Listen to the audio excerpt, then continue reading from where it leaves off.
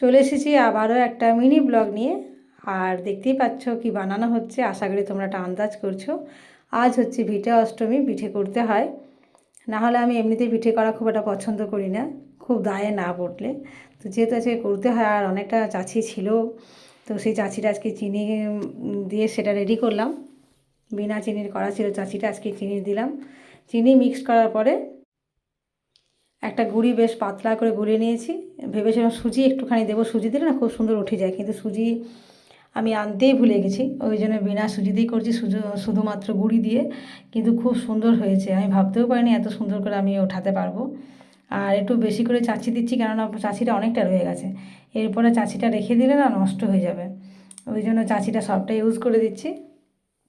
তো তোমরা আজকে কে কী পিঠে বানালে অবশ্যই জানি, তোমাদের বাড়িতে কী কী পিঠে হচ্ছে সেটা কিন্তু বলতে ভুলো না কমেন্ট করে।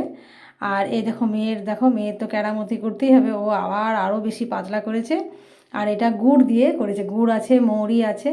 তো এত পাতলা আমি তুলতে পারবো কি না দেখি, তো যাই হোক ওটাও করে দিচ্ছি। তো এটা না আরও বেশি খেতে সুন্দর হয়েছিল, আমার মেয়ে যেটা রেডি করেছে। ওর হাতের প্রতিটা জিনিসই সুন্দর হয় অবশ্য। আর প্রচণ্ড প্রচণ্ড পাতলা করে, দেখতেই পাচ্ছ। তো আমি যেহেতু এটাতে অনেকটা পরিমাণ গুড়ের মিষ্টিটা আছে, ওই জন্য অল্প অল্প পুর দিয়েছি। দেখতেই পাচ্ছ কৃষ্ণ সবগুলো পুর করিনি, কয়েকটা আমি সেই চুগলির মতন করেও পাতলা পাতলা করে দিয়েছি। কেমন হয়েছে জানিও, আর ভালো লাগলে অবশ্যই একটু চ্যানেলটাকে সাবস্ক্রাইব করে চ্যানেলটার পাশে থাকবে।